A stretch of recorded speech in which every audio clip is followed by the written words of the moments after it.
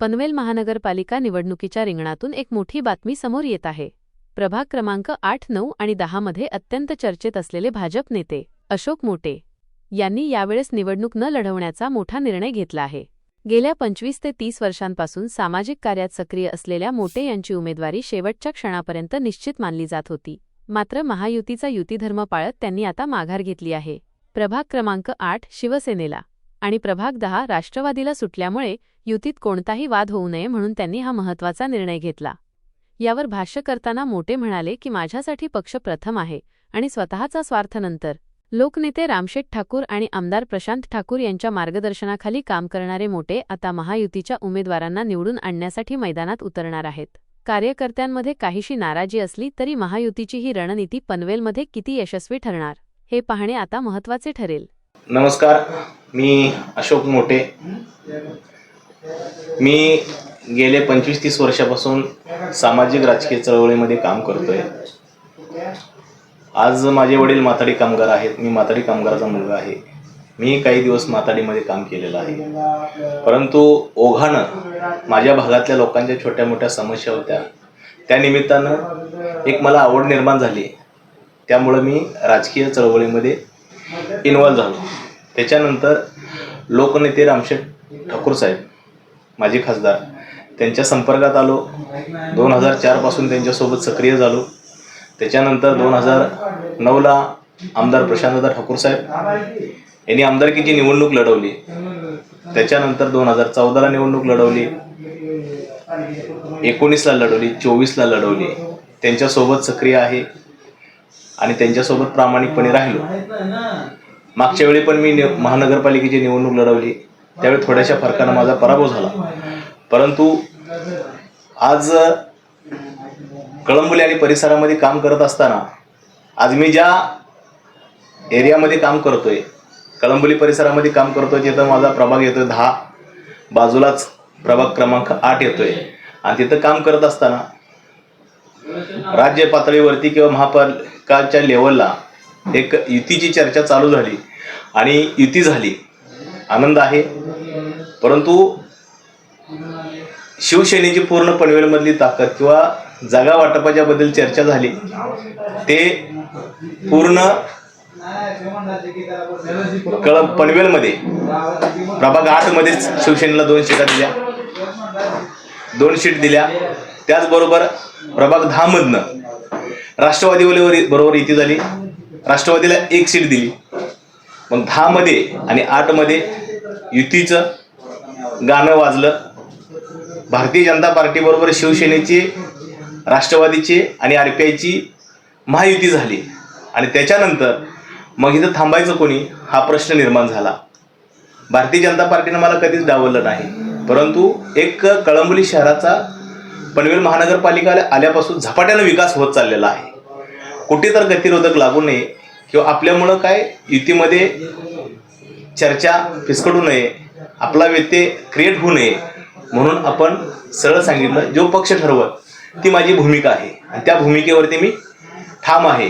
म्हणूनच आज प्रभाग 8 मधून शिवसेनेला 2 सीट दिलेत, प्रभाग 10 मधून राष्ट्रवादीला 1 सीट दिले। मी प्रामाणिकपणे प्रभाग 7, 8, 9 आणि 10 मध्ये चांगल्या प्रकारचं काम करेन आणि भारतीय जनता पार्टीच्या महायुतीच्या सर्वच्या सर्व जागा मोठ्या फरकानं निवडून आणण्यासाठी प्रयत्न करेन। भारतीय जनता पार्टीमध्ये प्रत्येक कार्यकर्ता हा प्रथम देश, नंतर पक्ष आणि त्याच्यानंतर स्वतः ह्या धर्तीवरती काम करतो। आम्ही त्याच धर्तीवरती काम करतो। आज लोकनेते रामशेठ ठाकूर साहेबांबरोबर, पनवेलचे कार्यसम्राट आमदार प्रशांत ठाकूर साहेब यांच्याबरोबर, सभागृह नेते परेश ठाकूर साहेब यांच्याबरोबर काम करत असताना खूप आनंद होत असतोय। कळंबोली शहराचे शहराध्यक्ष अमर पाटील साहेब यांच्यासोबत काम करत आनंद होत असतोय। आमच्या खूप मोठ्या अपेक्षा नाहीत, आमची छोटी मोठी कामं आहे ती आम्हाला मान सन्मान मिळाला पाहिजे, माझ्या लोकांना मान सन्मान मिळाला पाहिजे, हेच माझी प्रत्येक वेळी भूमिका असते। प्रत्येकाला अपेक्षा असते। मला नगरसेवक व्हावं वाटत होतं म्हणूनच मी 2017ची निवडणूक लढवली ना। त्यावेळी पण मी माझ्या भागातले समजा शेवाळे साहेबांना बरोबर घेतलं, मोनिकाताईंना बरोबर घेतलं। मोनिकाताई त्यावेळी नौक्या होत्या। रामदास शेवाळे भले राष्ट्रवादीमधून शिवसेनेत आले, हे भाजपमध्ये आले, आणि निवडणूक लढवली. हे दोन्ही तिन्ही लौकी आले. त्यामध्ये माझा पराभव झाला, रामदास शेवाळे साहेबांचा पराभव झाला आणि मोनिकाताई निवडून आल्या.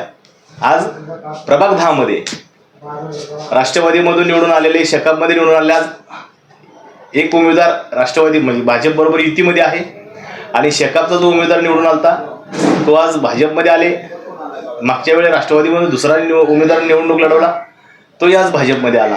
असे 4 उमेदवार आमच्या पक्षाच्या माध्यमातून, माहितीच्या माध्यमातून 100% भारतीय जनता पार्टीनं माझ्यावरती जर काम जबाबदारी दिली तर नक्कीच त्या संधीचं मी सोनं केल्याशिवाय सोडणार नाही. खूप चांगल्या लेवलला त्याचा माझा तर मान सन्मान वाढेलच, परंतु आमदार प्रशांतदादा ठाकूर साहेब, लोकनेते माजी खासदार रामशेठ ठाकूर साहेब यांचाही मान सन्मान वाढेल. कारण का जनतेमध्ये एक मेसेज जाईल की बाबा वर्षानुवर्ष तुमच्याबरोबर प्रामाणिकपणे काम केलेल्या कार्यकर्त्याला तुम्ही न्याय दिला. हा मेसेज जर जनतेमध्ये गेला तर नक्की त्यांचीही कॉलर टाईट होईल, माझीही कॉलर टाईट होईल आणि त्या संधीचं सोनं झाल्याशिवाय राहणार नाही. सुप्त इच्छा प्रत्येकाला असते, पण प्रत्येकालाच संधी मिळतेच असं होत नाही. काय हरकत नाही, माझा नक्कीच विचार करतील असा मला आत्मविश्वास. आज गेल्या वेळी मागच्या निवडणुकीमध्ये मी सगळे नौखे उमेदवार घेऊन निवडणूक लढवली. त्यावेळेस सुद्धा माझ्यासोबत निवडणूक लढवलेल्या मोनिकाताई विजयी झाल्या. पण गेल्या वेळी सुद्धा आज माथब्बर बलाढ्य अशी आघाडी झालेली असताना इथं मी 3,500 मतं घेतली. हे पण काही छोटी गोष्ट नव्हती. आणि त्या सिच्युएशनमध्ये आता नक्कीच परिस्थिती बदललेली आहे. माझ्या समाजामधले, माझ्या घाटमाथ्यावरचे लोक आज हुशार झालेले आहेत. लोकांना पण अपेक्षा आहे की बाबा आमच्या भागातला माणूस असायला पाहिजे होता. प्रत्येकाची अपेक्षा आहे. खूप लोक नाराज झाली, बरेचसे फोन आले, मेसेज आले. लोक बरेच मला म्हणतायत की बाबा भाऊ तुम्ही लढायला पाहिजे होतं. आज म्हणजे बरीचशी लोक भाऊ पण झाले, परंतु काय हरकत नाही. पक्षानं जो आदेश दिलाय, पक्षाच्या आदेशाचं मी पालन 100% करणार. आणि माझ्या थांबण्यामुळं माझे विरोधक जे होते ते आज खुश होणं स्वाभाविक आहे. कारण का आज राष्ट्रवादीमधून आमच्या बरोबर युती केलेला माणूस आज त्यांच्याबरोबर विरोधक नाहीये. आज आमच्या पक्षात आलेले रवींद्र भगत साहेब, त्यांच्या विरोधात बलाढ्य असा उमेदवार नाहीये. आज आमच्या मोनिकाताई आहेत, त्यांच्याबरोबर समोर लढायला बलाढ्य उमेदवार नाहीये. आज सरस्वती काताराताई आहेत, त्यांच्या विरुद्ध लढायला बलाढ्य उमेदवार नाहीये. आज विरोधकांना उमेदवार शोधण्याची वेळ आलेली आहे त्यांच्यामुळं, फक्त मी थांबण्यामुळं. आणि ह्या गोष्टीचा भारतीय जनता पार्टीचं नेतृत्व, अर्थातच आमदार प्रशांतदादा ठाकूर, लोकनेते माजी खासदार रामशेठ ठाकूर साहेब, सभागृह नेते परेश ठाकूर साहेब, आमचे जिल्हाध्यक्ष अविनाशजी कोळी साहेब, शहराध्यक्ष अमरजी पाटील साहेब हे नक्कीच विचार करतील, हा मला आत्मविश्वास आहे. त्याचबरोबर माझा प्रभाव नुसता प्रभाग 10 मध्ये आहे असा नाही. वर्षानुवर्ष काम करतोय म्हणजे मला मानणारा वर्ग प्रभाग 7 मध्ये पण आहे, 8 मध्ये पण आहे, 9 मध्ये पण आहे, 10 मध्ये पण आहे. त्याचबरोबर बाजूच्या शहरामध्ये कामोट्यामध्ये पण मला मानणारा वर्ग आहे. कारण ह्याचा फायदा नक्कीच होणार आहे. आज खऱ्या अर्थाने गोपाळ भगत साहेब हे प्रभाग 9 मधून नगरसेवक झाले होते आणि प्रभाग 10 मधून रवींद्र भगत साहेब प्रभाग 10 मधून नगरसेवक झाले. त्याचबरोबर विजय खानावकर साहेब हे पण त्यांच्या सोबत गेल्या वेळी होते. त्यामुळे ती जोडी जशी आहे तशी भारतीय जनता पार्टीच्या युतीमध्ये लढते आता. त्याच्यामुळं आमचं नक्कीच पारडं जड आहे. कारण का खूप मोठ्या फरकानं आमच्या सीटा लागणार आहेत. तुम्ही नानासाहेब जाधव बद्दल बोलला तर मागच्या वेळी ते अपक्ष लढले होते, त्यांना 700-800 मतदान पडलं होतं.